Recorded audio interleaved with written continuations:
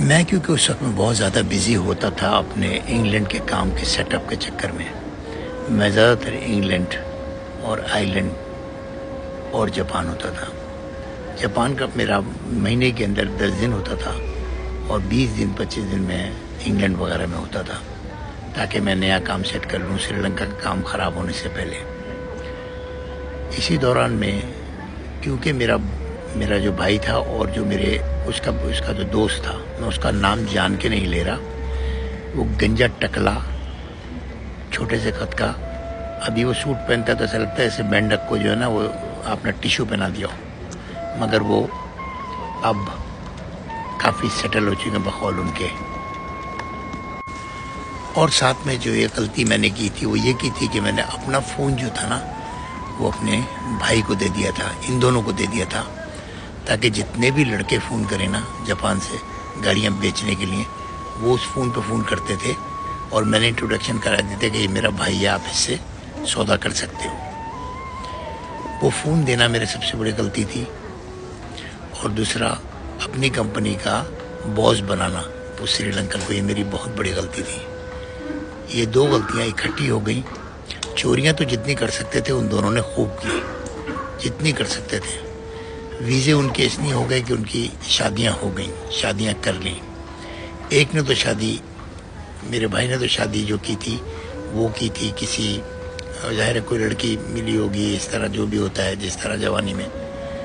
और लेकिन जो दूसरे ने शादी की उसने किसी की बीवी को, जापानी बीवी को 3 बच्चे छुड़वा के घर से भगा के और वो शादी करके उसका घर तोड़वाया, जिस पे मैं उस पर सख्त नाराज़ भी हुआ और आस्ता आस्ता हमारे ताल्लुकात ख़राब हो गए थे। लेकिन इसके बावजूद भी वो अपने मुहिम में लगे रहे।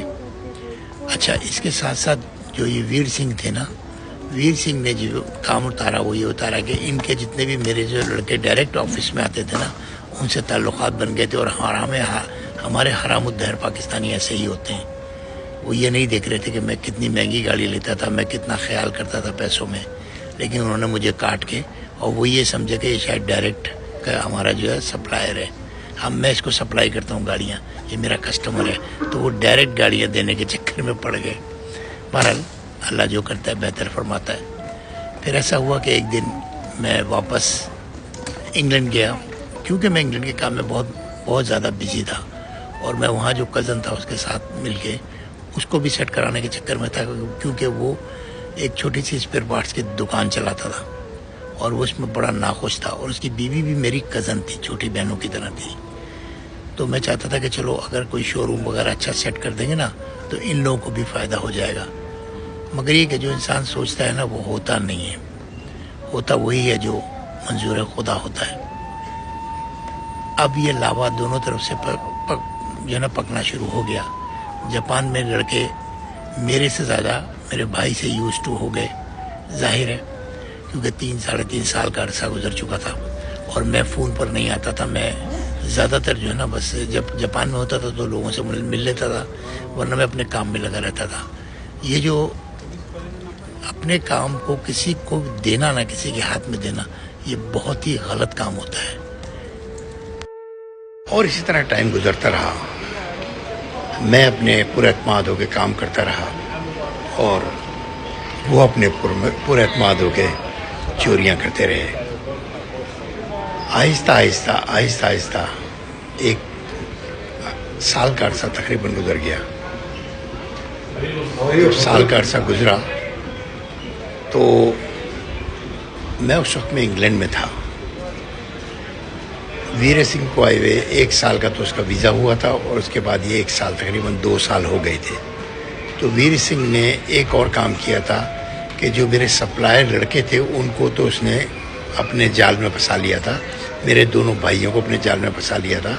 वो उनके इशारों पर नाचते थे और प्लस उसने काम किया था कि जितने भी इधर उधर पैसे थे ना वो सब उसने अपने अकाउंट में डलवा लिए थे, कंपनी के अकाउंट में डलवा लिए थे। और एक दफ़ा ऐसा हुआ कि मैं इंग्लैंड से वापस आया और जब मैं इंग्लैंड से वापस आया तो